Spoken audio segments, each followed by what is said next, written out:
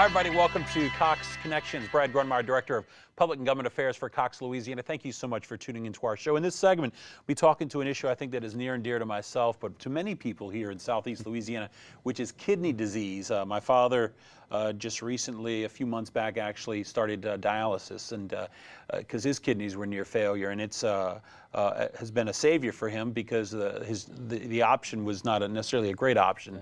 And it's just an amazing story that's out there today for people who know or do not know that they have kidney disease.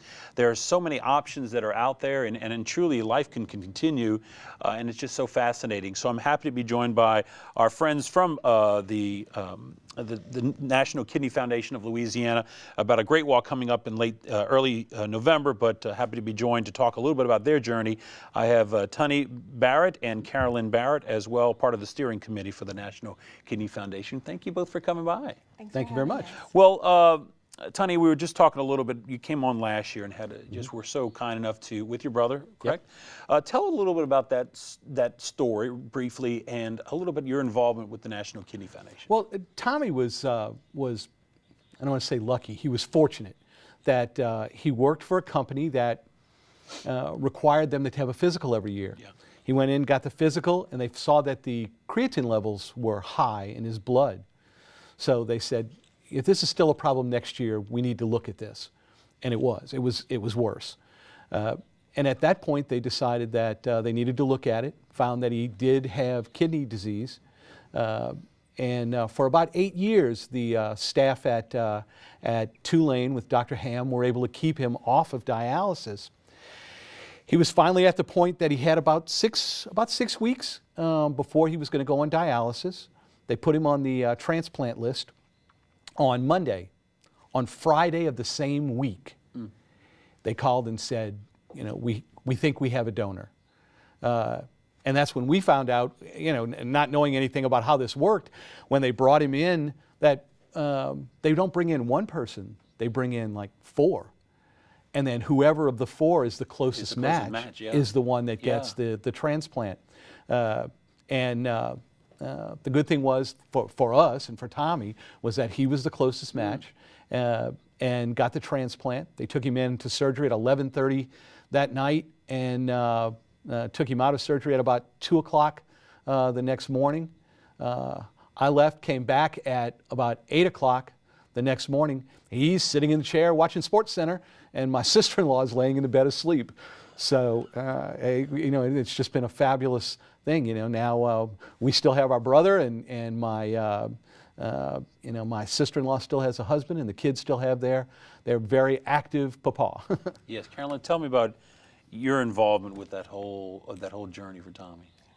It was just a miracle that he got his kidney, and Truly. The difference in him overnight was incredible to see. And I feel that we needed to give back, and so we found out about this kidney walk and have been involved with that since. This will be the 4th year that we've been involved with the walk. And it's now up to its 11th annual, which is just amazing. The national, at least the 11th annual New Orleans Kidney Walk will be coming up on Sunday, November the 4th, 2012 at beautiful Audubon Park. Always such a great place for a walk. Again, the 11th annual National Kidney Walk, Sunday, November the 4th at shelter number 10 in Audubon Park. Check-in is bright and early, 8 o'clock in the morning with the start time at 9:30 a.m. And I believe it's just a walk around Audubon Park. It's just fantastic. For more information, you can go to their website, which is kidneywalk.org. And it's a nice thing to do. You were talking a little bit, Tunney, about what goes on as far as the work environment. But, you know, now is about the time, mid-October here, to start looking at building a team. There's some things that people can do if they want to do it as a group or a family or individually. Tell us about how they can get engaged. If they go to the Kidney Foundation website, they can create a team or sign up for a team that's already existing. All right, yeah. And come out and walk with us. You know, we were talking to our granddaughter who's in 1st grade. She's in 5th grade. 5th grade. 5th. Wow, is it really?